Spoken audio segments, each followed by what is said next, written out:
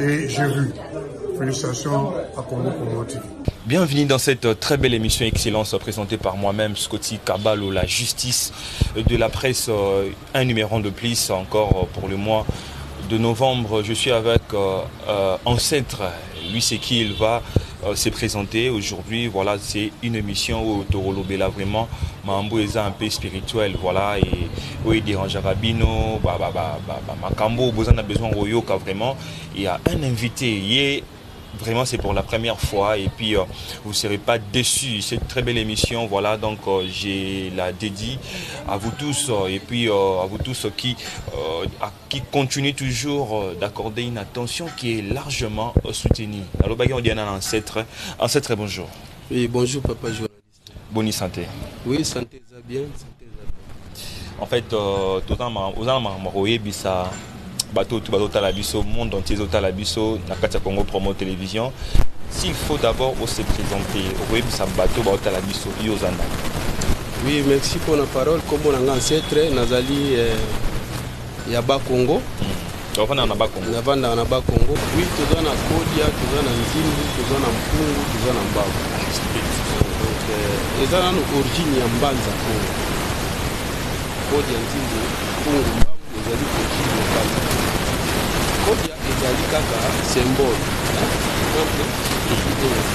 Ezaka ba symbole. Ezaka ba symbole, c'est-à-dire que ezaka ba récipient. Ba symbole oyo ezalaka chargé na pouvoir.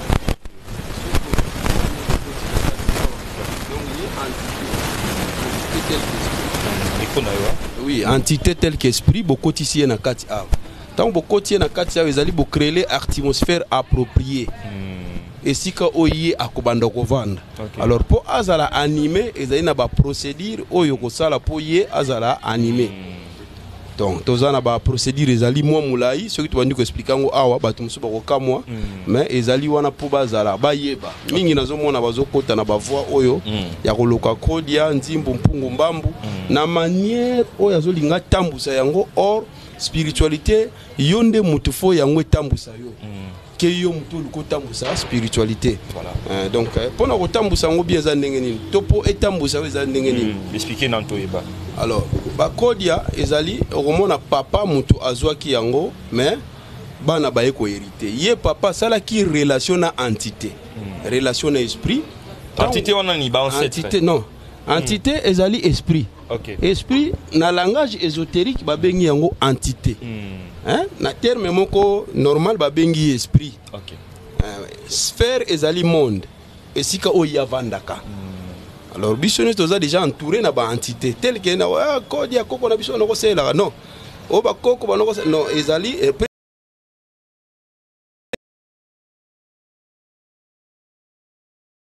iye mutu aliboso a découvrir pouvoir wana. Voilà. Nde sikoyo e komi pouvoir moko famille paye ko hériter mais na ba principe na ba loi na ba réciprocité des effets o ba para ba no ko sela ba ça rende inanu papa zaki na Kodia papa zaki na Kodia aboti bana 10 awoye bandeni ko pona mona moko nde ya hériter ou bien ça déjà et loko moko ton bana ba botama déjà mo étoile moko bo ya ko hériter le papa. Oui, premièrement yé moko Kodia na relation ya zana ngona papa. Voilà. Papa soka komi na âge oyo ya ko céder ezali eza pouvoir spirituel. Voilà. Bana nyonso faut bazala vérifier. Okay. Physiquement, astralement. Na physique faut botala comportement ya mwana vis-à-vis ya bandeko na ye. Est-ce que kabaka, est-ce que zana bolingo, est-ce que ko gérer famille ceux qui batike lié famille parce que tellement ezali pouvoir papa zali déjà mokambi. Mobombi famille. Tant yo mwana bazolinga ba pesa oza papa te. Mokozwa donc ça dit que responsabilité wana ya papa via caractère na yo na nengo zo incarner papa na comportement na ye. Voilà. Nde ba ko peso yango tant ba peso yango fo olanda ba principe nango ba loi ba réciprocité des effets et puis au sel sa nango famille ezala te ba pesi ka mutu vague mabo. Il faut la choisir comportement non pe faut la paix inspirer ya ko aider baninga choisir inspirer parce que na kati nango fallait esprit psychique ya mutu fo efonga esprit psychique ezali spirituel. Ezali dimension ya résonance spirituelle oyo eza suscité terre à terre parce que zo gérer loko ezo pesa bomengo na kati ya libota na kati ya famille.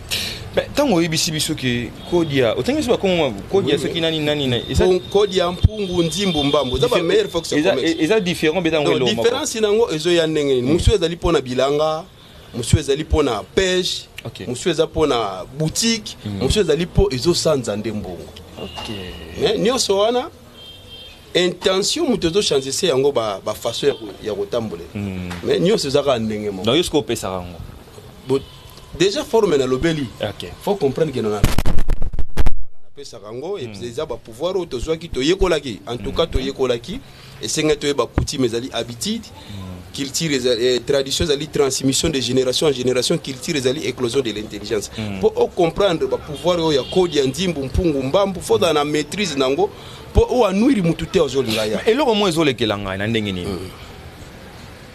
traditionnel des gens de lobby, bas Congo, tout ça, donc écola.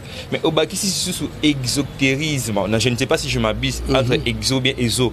Mais au Bakissi, c'est sous connaissance en mondele. Est-ce qu'en vrai, ça n'a pas été donc, non, bah, moi, ils ont engendré comme sémantique. Voilà. Et ça, n'a encore une appellation. Aux hommes, exo et exo. Attends, bokoko. Exo, ezara ngokaka. Tout simplement, ce qui n'est pas. Donc, eza eloko ezali caché secret. Ok. Ezo ezali caché secret occulte ezali ce qui n'est pas connu aux autres or biloko nyonso wana déjà na culture na biso eza nango au monde exotérique nde ezali enseignement en public ozopesama na baéglise bango nyonso bazopesa bamusulman bachrétien bango tout bazopesa bapaster bazopesa mais oyo atali ezo ezali kaka secret initie eza kaka partage na bainitié parce que ezali sacré. Donc on peut pas, tu peux pas désacraliser les sacrés. Si par exemple personne charge à gérer quelque chose des ezo, bah t'as les capacités non c'est qu'on gérer yango. C'est pour cela ezaka relo komoko ezala mindele bazaka nezo na bazape na nezo exotérique na culture pe na coutume na biso pe ancestral tozana ezo tozape na exotérique. Mais ça qui bien, c'est que yo on maîtrisera tous les démarambo ebisi biso na exo na ezo, tu le maîtrises bien. Oui, pour donc on peut ôter à l'aura pasteur. Pourquoi pas nazali mettre en public nazana droit ya ko maîtriser parce que na yamba ba patient. Voilà. Chaque moto na lingomba na ekosenga orienté pour orienter au bengele soit aza exemple catholique au bengele ba madame Jacqueline ba chez Michel au bengele ba entité oyo ba lié na kati domaine oyo catholique. Faut oyeba catholique sur aza chrétien.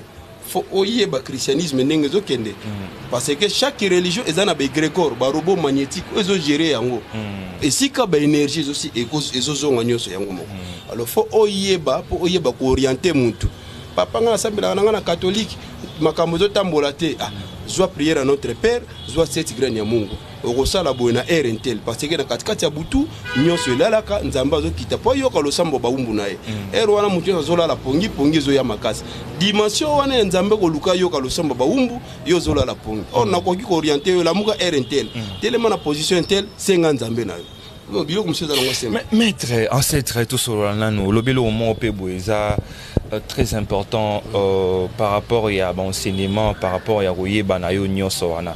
Siko na musala onde bozo sala boye parce que bo pesa rabatu bankodia mais so tali kodia origine nango eza na kati ya Bakongo. Est-ce que muluba pa kozo kodia? Est-ce que mongala pa kozo kodia? Oui, code ezali partout parce que na mokili premièrement tu donnes la loi équilibre, tu zaka na nzambe na Satan. La rébellion vouloir de Dieu, l'obéissance vouloir de Dieu. Et puis na mokili bis ba esprit baza partout na mokili. Kuna pe bazangi te koza na inspiration wana ya kosala contact na kodia na baluba na bashoi bango tout eza ba système kombo nde ba simplifier mais na kati nango ezali pouvoir ozo pesa bonheur na famille. Voilà. Ozo mona chaque famille bazana ça na kindokité hein. Kindoki bon eloko la biso ebele. Oui, kindoki mon arabine mais bloko présenter à la maître déjà donc il y a d'accord Satan tout ça il y a bas noir au chapeau tout ça.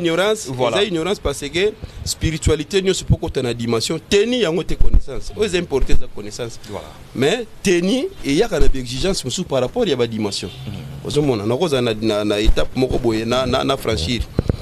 Ba niveau ezali tozana ba côté naturel na ba côté surnaturel par rapport ya bakaya ba ezana mutu mususu ayelanga azana besoin 1 million de dollars to 10 millions de dollars ya sala kate ce qui déjà mutu ebisio que no ko peso kisi ya mbongo au fele sans condition yebaka mutuana azana eloko moko azobombelo na sima tango naza kisi bo pesa na plutôt kisité na ko de bo pesa na ba condition nyonso na mokili eza na condition voire même santé na yo voilà mutu déjà atteint na santé na eza na condition mutu déjà na vie na eza na condition donc nyonso eza na condition na mokili sifika ko simbango ata na mokili pe toza na ba principe ya ba loi ya nature faut qu'on respecte sinon vous allez rattraper voire même yo moko mutango zo simba pe ba principe te okozala attraper na karma ko lata yo comme na ba difficulté na parcours wa vie donc nyonso eza na ba condition soki tozwi neti ba côté ya bakisi ya mbongo na koloba eza na mutu mususu mutu moko ayelanga maître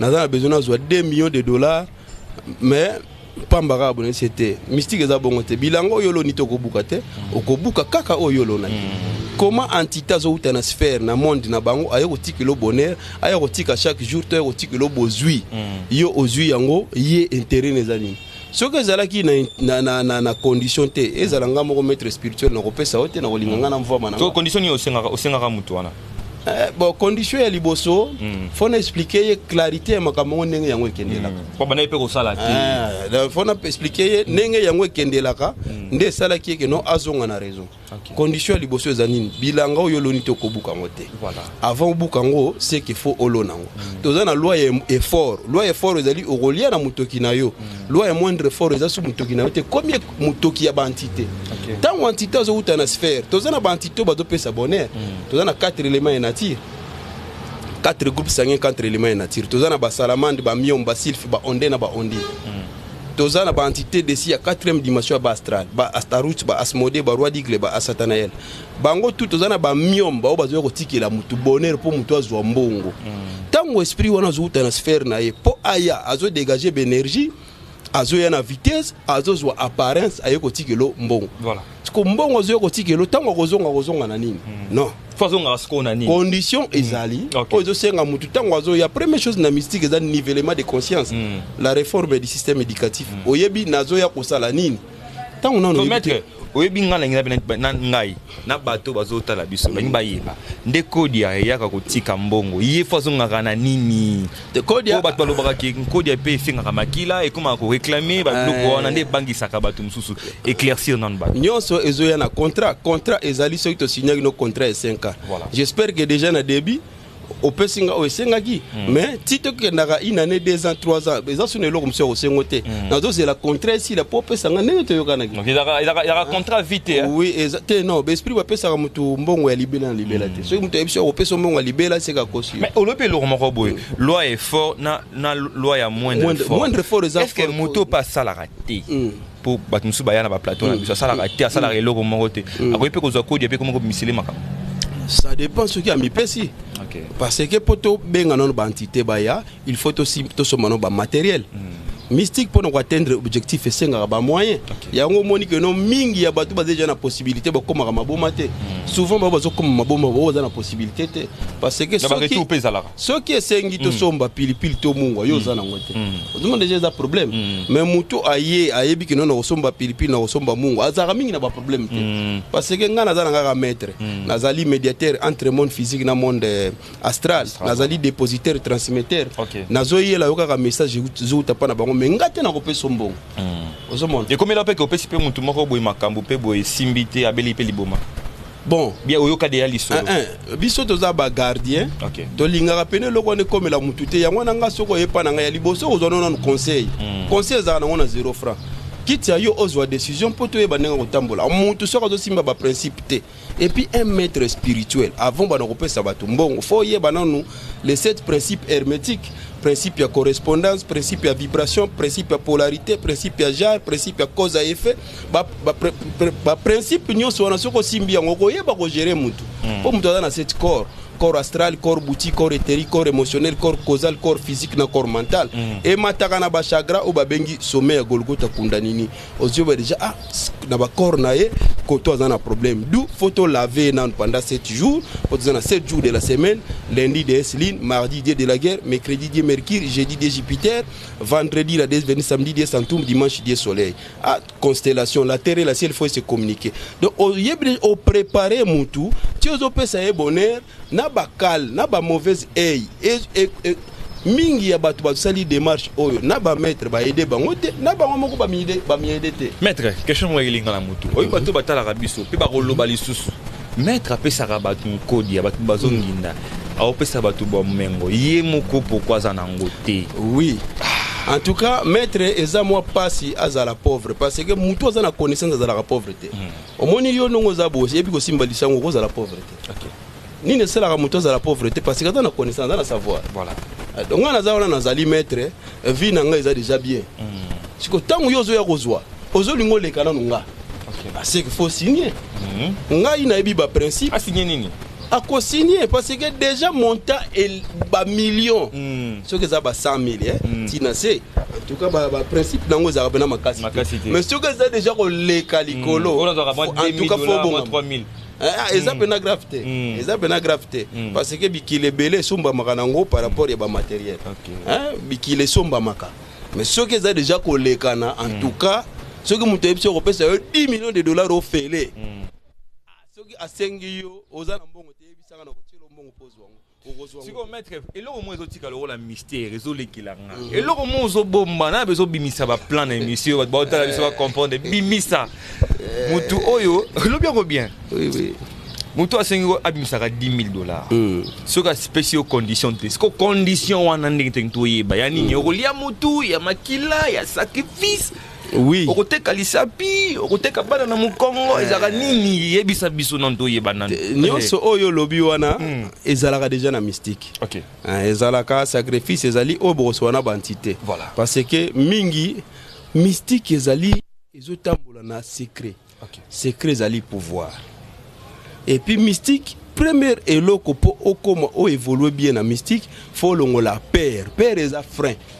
Ce que tu père, il y a beaucoup de freins et puis on atteindre l'objectif. Attends, ce que tu as bobangi, il y a beaucoup de libosoté. La mystique te peut ça te conseil à l'on la kaka kobanga. Bilo konyo so wana o côté comme Congo, côté comme Musapi, côté Kabo. Ezala. Ezala. Code ya pe mutako ya pa 5 pe eloko moya en code bobite mambo ngosenge belite kana mu Congo na. Te na code ya pe na code ya en tout cas bilo ko wana ezate parce que na code ya eza lié na commerce. Hein, eza bambongo moko kotaka mingi na commerce. Oui. Bilanga, bilanga, boutique, ozo mata, ba principe ezali oyo ko bomba secret parce que tout le monde a dans un secret. Secret na ko dévoiler ngote. Et bon soka ndima ga teka. Awe website yo ko kabelo kambongo me ye moko ebi oyo azo bomba. Donc mokili zo tambola na secret parce que ye moko nzambe amona na raté. Eza na prophète moko te amona ye. Pourquoi bombama? Donc déjà eloko onzamba sali vers biso bikila munaye c'est que biso pe secret nyo ce qu'on a jamais dévoilé attends dans le programme voyage à poto on a robota on beta on pona parce que entourage na ebité parfois ça ba mauvaise hey muto yoki likambo c'est pe na évolution on a te achelio pe misu a coincer ozoma meta question ko kimanga fona lobango ne bandeli na émission lobaki un maître déjà oyo azo yamba bato sali sabato il faut ayeba la religion est belle, autant que la kimbangisme, autant que le christianisme et puis ainsi de suite. Sikoyo. Et là on y est au sala. Tout le monde a rabattu assemblée la raza chrétien. À quelle église? Azu bon mengote. Maïe pas nabi na zuko de pe vina échanger. Différence ni entre bino ba pasteur. Différence ezali premièrement ce qu'on vit na Bible. Na Jérémie 9 23 24 nzamba lobi mutomayele mutombongo mutomakasi komikumisa te soko lingo mikumisa na yozui connaissance ya koyeba nzambe. Na Osée 4 6 nzamba lobi mon peuple périt par manque de connaissance. Connaissance omoni foi ezali ferme d'assurance eloko yozo monate. Mais connaissance ozoyeba nazo sala nini. Différence ezali tant muto ki église azo kende par rapport ya foi. Mais tant waye pa na biso azoya et pas ya maître via connaissance maître azana ngwa yebi nini oyazo sala. Omoni mingi ya bato bazolinga basambela nzambe ndenge yazokanisela. On nzambe basambela ke bongo te. On prie pas comme on veut. On prie pas comme on veut, on prie comme Dieu le veut. Nzambe soka tche ba principe, nzamba tina ba prophète, bazala Jésus alobi naza chemin vie vérité. Nakata cheminima na yeto moni nini, to moni nzela, chemin comportement messianique. Vie vérité zanini alobi je n'ai rien parlé de moi-même. Le Père qui m'a envoyé m'a prescrit lui-même ce que je dois dire et annoncer. Je sais que son commandement est la vie éternelle. Donc commandement nzambe et peut ça mutu bon moya c'est qu'on a mutu à mettre en pratique. Mais souvent il y a bateau bateau qui est dans l'église. Jésus a lobby cherchez d'abord le royaume de Dieu et sa justice, le reste vous serez donné après. Toujours mon anime. Dibala mon bon voyage miracle. Oh ezana sima yango en église batie liboso. C'est comme mutu déjà pour azwango comme une difficulté. Pour ebinote connaissance ya kopé sa dîme, ebinote zalaka ndenge nini. Aza soka teke lo connaît à $1000, à $800 ketika en église. Mais au moment na kati ya famille na ezana mutu azoluka $100 pour banda commerce. Abo kopesa ndeko na ye aki kopesa na église or dim ezaka kate opesa na église dim ezali pe okopesa ngo mutu mungu azo souffrir. OK.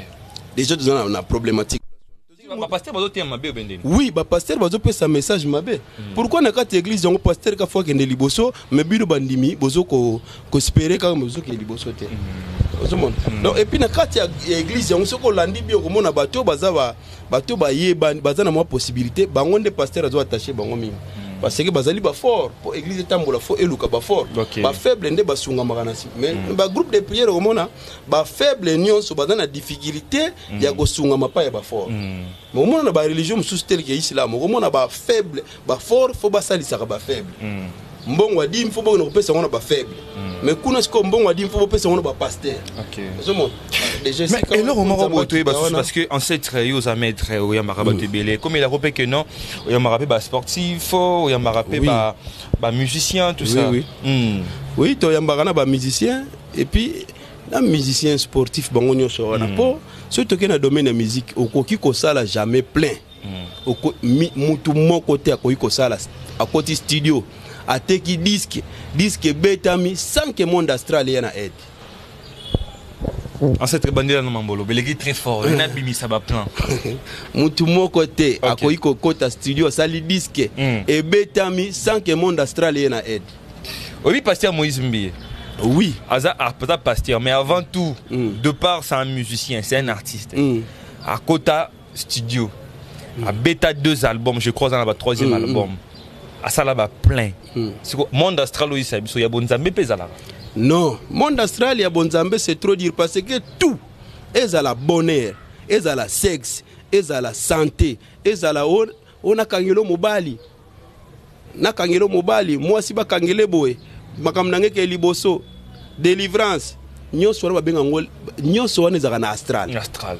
Monde physique na monde astral ezali tozana espace sorcier, magicien, pasteur, prophète. Biso tozaka na espace moko ba bengi astral. OK. Tango to sala ka voyage astral, to transcender na astral. Na réfractrice entre guillemets purgatoire. Wana to ketisko na voyage astral. Tango to komi na astral ezana ba subdivision ba voix par rapport à nzela o mutu na mutazo linga kende. Sexe, bonheur, argent, santé, nion se utaka kuna. Oh na ina beta concert, na sala plein, astral. Astral ango astral yanani yanzambe ou bien astral yanzambe. Non. Astral les alines nzambe ndakeli astral. OK. Parce que biso tozaka na kati ya planète, tozana planète Terre. Mais ba planète zebele. Tozana 7 planètes. Donc la planète est belée, puis dans la planète Terre. Le monde est belé, dans le monde végétal, monde astral, monde côté étali succès. Succès étali et donc ozali le monde de solution astral. Astral wana to toyeba. La carte astral ou bien nani. La carte astral tozana ba entité côté positif na ba entité côté négatif. Mais ba oyo basala la musique bazali ba esprit côté positif bien négatif. Positif négatif.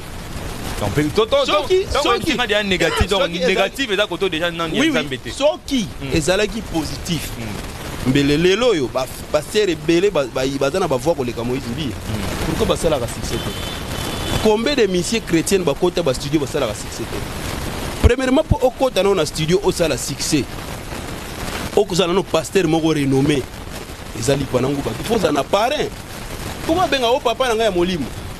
Parce que papa n'est pas molimo parce que tangisi exotérique enseignement caché secret à maîtriser auditoire et puis à magnétiser ça les gens bandi mususu pasteur azote ya chair de poule kabeli pasteur camion et puis à regretter na sima ezali eza ba langage ezo bandi minde ba pasteur ba aider bandi vers bazo ya l'église parce que 90% bandi bazo que l'église sont des problématiques.